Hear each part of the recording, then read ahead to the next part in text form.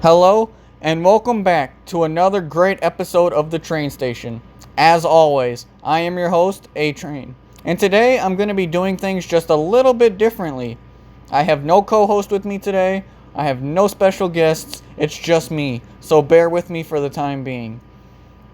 Today's episode, we'll be diving into a little bit of a different topic than what you guys are used to. You guys are used to the football, the basketball, all that.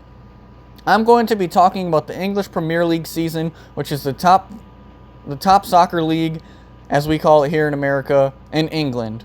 It's football everywhere else.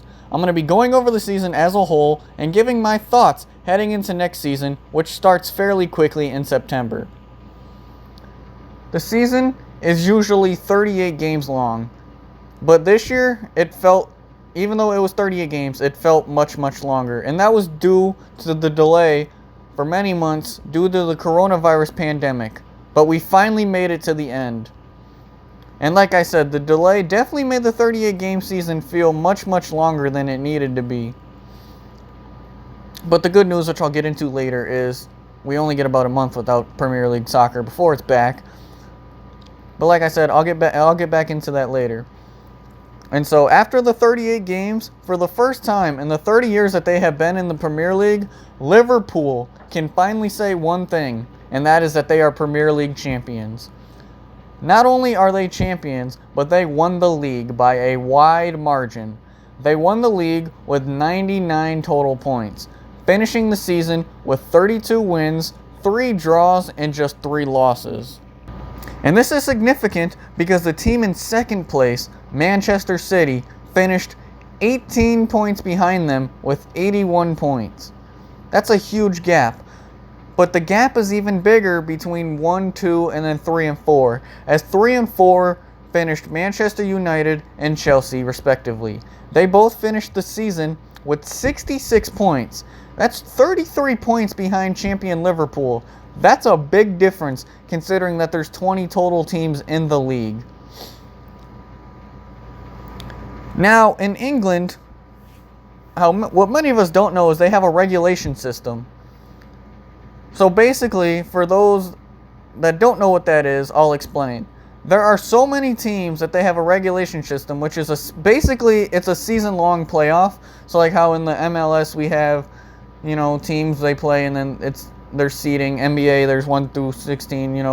It's basically kind of like that, but it's way more important. So in England they have 4 divisions. They have the Football League 2, the Football League 1, the English Championship, and then they have the Premier League. Like I mentioned earlier, in the Premier League there are 20 teams. So the teams that finish 18th, 19th, and 20th get dropped down to the Championship. And then the teams in the bottom of the Championship get dropped down to League 1, etc., etc. In the Championship, however, the top 2 teams get an automatic promotion into the Premier League, so those that finished 1 and 2. With the teams in the Championship that finished 3, 4, 5, and 6, they play in a postseason playoff tournament to decide who gets that third and final qualifying spot. This is a model I actually like, and I think the MLS should adapt something like this because it breeds a lot of consistent competition for clubs to get better. And between the MLS and the USL, they have plenty of teams where they could implement a similar system, but a lot would have to change. One of the main reasons this doesn't work in America is because they still do a salary cap, even though in soccer there's no salary cap. So teams get to spend X amount of dollars based on how much money they made, plus sponsors and promotional gains. Like you get more money if you're in the Championship and you make it to the Premier League. And then if you win the Premier League, you get more money, etc., etc. So that would have to change for one. And then that's the main reason why it can't work. So the US has to get rid of the salary cap, and then if they combine the MLS with the USL, they can have enough where they even have a promotion, or they even have enough teams in the MLS alone where they could do a promotion. I really like the promotion system. I think it works well, and I think the US needs to adapt to it. And with the promotion system, it kind of just makes you want to root for the underdog of sorts, because you want to see them come up and you don't want to see them go right back down. Anyways, getting back to the topic at hand here, the 3 teams that will be dropping this year are Bournemouth, Watford, and Norwich City. They will drop down to the championship and play championship football next year. Remember how I just talked about how you want to see teams rise and not fall? Unfortunately for Norwich, they recently just qualified for the Premier League just a season ago, and now back down they go. They didn't even stand a chance. They finished the season in the very final spot. They finished 20th. They only accumulated 5 whole wins. They had 6 draws and they lost 27 times. They only managed to score 26 goals in 38 games. They also managed to give up a whopping league-high 75 goals in 38 games. They got a taste of the Premier League again. This is the first time they've been in the Premier League since 2015. And now they know what they need to prove on to have a fighting chance to ever get back to England's top flight. To me, Norwich, they're a very young team. That wasn't ready. They have a lot of young guys, 18, 19, 20-year-old kids that just weren't ready for the big-time pressure that the English top league presents. In 19th place, finished Watford. A rough season and the sacking of their manager with just 2 games to go pretty much sealed their fate. To me, the fact that Bournemouth finished 17th or 18th and is dropping is a bit of a shock to me. They got relegated with 34 points. They had 9 wins, 7 draws, and 22 losses. They finished just 1 point under the requirement to stay safe, as that was Aston Villa, who finished 17th, and they escaped with 9 wins, 8 draws, and 21 losses. So they had just 1 more draw than Bournemouth, and Bournemouth ends up dropping. That's the crazy thing about the Premier League and soccer as a whole. That is why it's so important to, improve as the season goes on, because that one little draw that they didn't get ultimately sealed their fate. To me, Bournemouth have one of the top left-footed center backs in the whole Premier League in Nathan Ake. He's actually ends up also being one of my favorite players.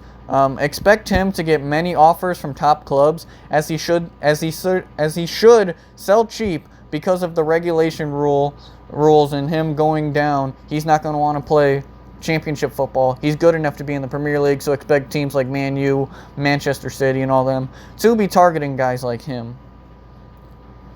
In the Championship League, however, Leeds United and West Bromwich Albion will gain the automatic promotion into the Premier League, as Leeds United finished first and West Brom finished second, so they get the automatic promotion.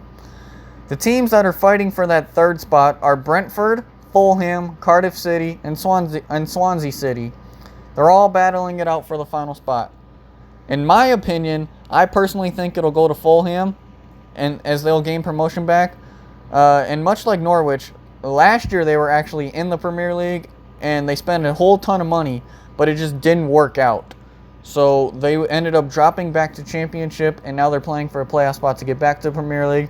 And I personally think they're good enough to get back. I think they will get back, and I think they'll do much better this time around. As far as Leeds United, I think they will shock a lot of people. They have a very, very good team down in Championship. They should have been promoted last year, but unfortunately they lost in the playoffs. It was very unfortunate. I think they're a very good team. Like I said, they should have qualified last year. So I think they'll not only jump in the automatic promotion. Not only do I think they'll survive, I think they will finish mid-table in the 11 to 15 range. But with all these teams coming up and going down, there's one giant question that will remain going into next season: who can and who will stop Liverpool? As I mentioned before, Liverpool won the title for the first time in 30 years with a point value of 99. So who is going to stop them? Liverpool will look to go into next season to dominate the campaign once again. What do the Manchesters, Chelsea, or even a team like Wolverhampton Wanderers or Tottenham Hotspur have to do to compete with Liverpool? Obviously, there's one simple answer to that, and that is to get better, to bring in more talent. This season was a proof that the gap is much wider than initially expected. Because, as I mentioned, 17 points, 18 and 33 points between number 1 and number 4 is crazy. I expected the top teams to be much closer, like, Liverpool winning with 99, Manchester City having 93, and then, third place having like 85. I didn't expect it to be 99, 81, and then 66 for 3 and 4. Obviously, for Liverpool to stay on top, the key is going to be to hang on to all their key talent that got you to the top. Don't go on a selling spree because you finally won. Keep the pressure on of forcing others to get better. Personally, I think Manchester City should have won the league. It was just a case of bad luck. The offense was not a problem. Manchester City scored 102 goals in 38 games. That is very, very impressive. That is 17 more goals than Liverpool scored. They also only conceded 35 goals, which is second best in the league behind Liverpool, who gave up just 33. That really is a case of bad luck, as they had 102 goals for and just 35 goals against, and just only 81 points to show for it. I think next year, Manchester City will be right back near the top or at the top again next season. I would not be surprised if they won the league. I think a team that shocked a lot of people, in my eyes, is Wolverhampton Wanderers. They were just 3 points shy of a Europa League spot, finishing with 59 points in 7th place. A good team that rose above everybody's expectations. I figured they would finish, 10, 11, 8, 9, that range. I didn't expect them to, be competing the way they competed. Another team that absolutely exceeded expectations is my favorite club, Manchester United. Many had pegged Manchester United to finish 6, 7, 8, about mid-table. In the early part of the season, it looked like that way. They struggled early. They weren't playing well. Their new manager, Ole was not looking like he was going to be the right man for the job. But then coronavirus happened. They took a couple months off. In January, after the transfer window, that's when everything changed. In January, they signed one man by the name of Bruno Fernandes. He came in from Portugal and brought new life into the team. They struggled all year on defense, despite only giving up 36 goals, which is actually third best in the league. And David De Gea finishing third in clean sheets. After the comeback,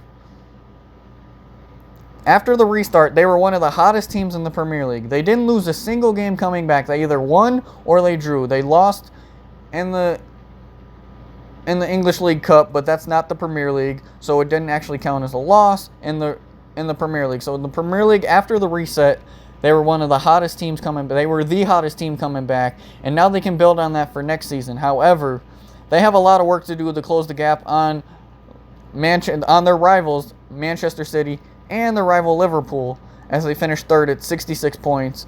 But they have a lot of work to do. I think a solid defender, some midfielders, and potentially a new goalie could be a big difference for them. I will probably be making a video on the transfer targets that they need to make soon. And then, Chelsea, who finished fourth with the same amount of points, had a vast goal difference that stood between them and United for third, as Manchester United had 15 more goal difference than them, as Man U, as I said, gave up, only conceded 36. They only managed to score 66, however. Chelsea scored 3 more goals than Man U with 69, but gave up 54. And that's where the problem for Chelsea lies, is they will need to... that's the issue, in that they'll need to resolve to close the gap on Liverpool, Manchester City, and even Manchester United. They signed a goalkeeper, Kepa, 2 years ago to a club record $71.6 million. However, he struggled since getting to the club. So despite finishing fourth, as I said, the club conceded 54 goals. That's more than the rest of the top 10 had. Nobody else in the top 10 conceded that many goals. I'm not even sure how they finished fourth, to be completely honest with you, giving up that many goals. Because when you look at it, they gave up 54. Leicester City, who finished fifth, gave up 41. Tottenham Hotspur gave up 47. Wolves gave up 40. Arsenal gave up 48. At 9, they gave up 39 goals. And then in 10, they gave up 50. So the fact that Chelsea even finished in the fourth position is mind-boggling. And that's what's even more crazy is they gave up 54 goals, which is more than anybody else in the top 10, and they still finished fourth. So that's a lot of credit to them. They have a great manager in Frank Lampard, is a former Premier League player himself, and they also had a transfer ban, which means they weren't allowed to bring any players in. So they had to rely on the youth in their club, plus the guys they had on loan they could bring back. They had to rely on their youth talent to this season because they weren't allowed to buy anybody. And now that the transfer ban is over, expect them to start improving. So it's going to be very, very interesting to see what they do. If they can find a solid keeper to replace Kepa, I think they will be a team on the lookout. I think they'll also be bringing in more defense because giving up 54 goals is inexcusable. So if they can get a good defense with a good goalkeeper, I think Chelsea will be battling it out in the top 4 again next year. But with all these, teams can't get better without getting the transfers. But the transfer window will be key for a lot of teams this year. And it'll be especially vital because of the coronavirus pandemic, which has caused a lot of teams to lose money, and they may be forced to sell players for less than what they are worth. This is why the transfer window is so important. What teams can take advantage of the situation?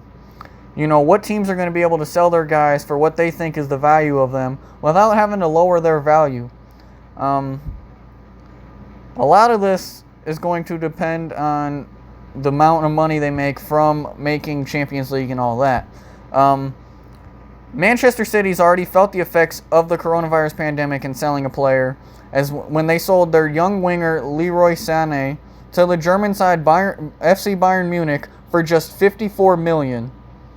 His value ranges from 80 to 100 million. So the fact that Bayern Munich came in and swooped him up for 54 million really shows how the transfer window during the pandemic is going to go. A lot of guys are not going to be worth as much as their value will show, because not a lot of teams have the money that they had because there's no fans in the arena, which causes teams to have to spend wisely. Which is why I say it's so important, because these teams are going to have to spend wisely to have money left over to be able to improve in January when potentially fans could come back. It's going to be very, very interesting. The transfer market will be very interesting. I'm going to be very, very on the lookout for it, and I'll probably do a video updating people on it. Not that anybody cares, but it's going to be interesting to see guys like that are worth 120, 130 million, get transferred for 50, 60, 70 million, or guys worth 30, 40, 50 million get sold at a really cheap price. Not only has the coronavirus affected the transfer market, but it's also affected the way we see and hear games. Coming back out of the restart, the stands look empty, and that's because no fans were allowed at the games due to the pandemic. So for crowd noises, and this is one thing that I hated, for the crowd noises, they used generic FIFA fan noises.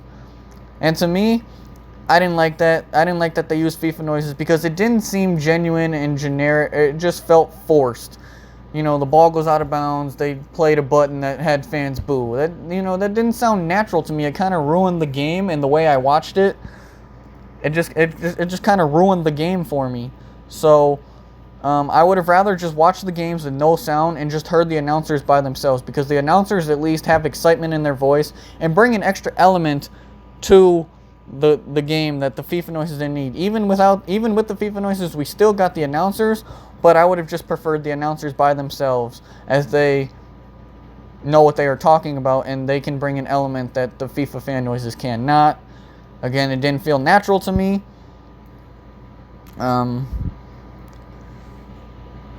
With the new season starting so early, it starts in early September, we can only hope that fans will be back, but it is a big question mark on whether that will happen or not. I think at the start of the season, they will not, as the season will go from September and it'll actually end on my birthday on May 23rd. I think by the time January, February comes around, I think fans, especially in the England area, will be able to go to the games. But I think to start the season in September, I don't think there will be fans out in September. So unfortunately, we're still gonna have the generic FIFA fan noises. Yeah. So also over the course of the season, many fans had complaints. One of the biggest complaints they had was VAR. And VAR stands for Video Assistant Referee. So basically, they are an extra eye that takes a look at certain calls. So it's kind of like the video replay in football or the instant replay in basketball. It's basically the same concept. There's 3 guys that run it. The only problem they have, though, is that they run it in slow-mo, so they don't actually get an accurate depiction of what it is running it in slow-mo, because the game's not meant to be played in slow-mo. It's much like instant replay. It's not meant to be in slow-mo. You got to play it at full pace.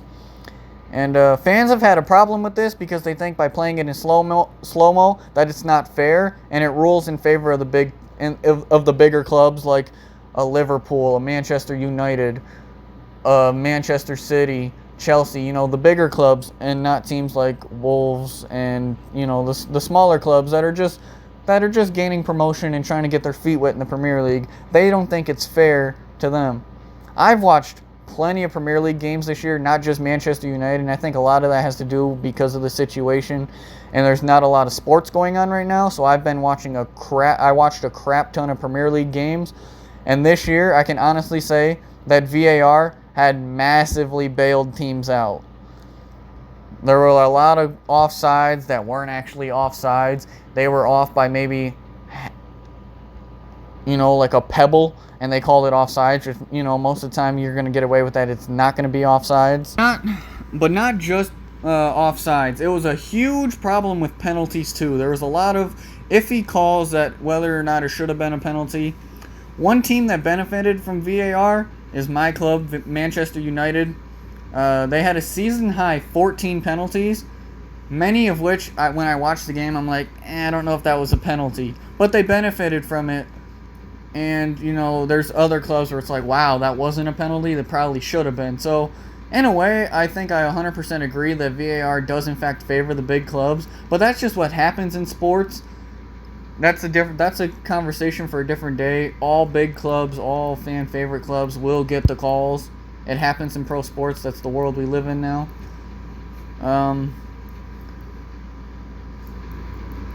I think VAR, like instant replay, it's garbage and it needs to be changed. It's that simple. VAR is garbage. Instant replay is garbage. Video review, period, is garbage. It needs to be changed. They watch the game too much in slow motion. I think a lot of these calls would be changed if they looked at it in the normal playing speed, saying, okay, it's just in the moment, it just kind of happened. It needs to change bad, and they need to change it now. However, on a more positive note, the league always hands out awards at the end of the year. A golden boot for the player that scores the most goals. A golden playmaker for the most assists, and a golden glove for the most clean sheets by a keeper. A clean sheet is a goalie who finished a game without allowing a goal. This year, the golden boot went to Jamie Vardy of Leicester City. He had 23 goals. Vardy is 33 years old and is the oldest player to win the award. Manchester City now sweep the next 2 awards, as midfielder Kevin De Bruyne claims the assist trophy with 20 of them, and Ederson claims the Golden Glove with 15 clean sheets. That's pretty crazy, on these awards. I didn't expect some of these. As Jamie Vardy from Leicester, they had 23 goals, but they finished 5th. So the fact he scored 23, the next closest there was a tie at 22. Man City their leading scorer only had 20 goals, so he was actually behind in 4th. And then the crazy thing about the assists is De Bruyne had 20 assists. The next closest guy had 13. 2, 3, and 4 all went to Liverpool, 13, 12, and 10. So it's a huge gap between the assists from 20 and 13. That's 7 more assists That to me is crazy. And then clean sheets, it wasn't that bad. There has 16. The guy in second had 15, and then there's a boatload of guys that had 13.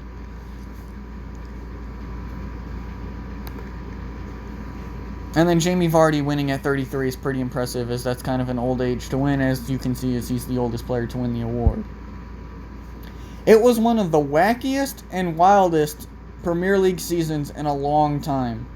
And I will say, the one good thing about the pandemic is that the season ended so late. And the reason that's a good thing, because I mentioned it earlier, we're only over about a month away from more Premier League action. And that is a good thing. You can never have too much soccer. I love that soccer is a winter sport, a fall sport, and a spring sport. It's basically on all the time. I absolutely love it. It makes for, different of something to watch. When there's nothing on in the summer, you got baseball. Oh, look, you got soccer instead of baseball. Or, oh, I don't like watching American football, too political, whatever. You got soccer. You don't like basketball, you got soccer. Basically, you always have soccer to lean on. And if you like what you hear, make sure to like this video, subscribe, and turn on the notifications for all future episodes, as this has been another episode of The Train Station. That's all I have for you guys today, and I'll catch you during the next episode. Peace.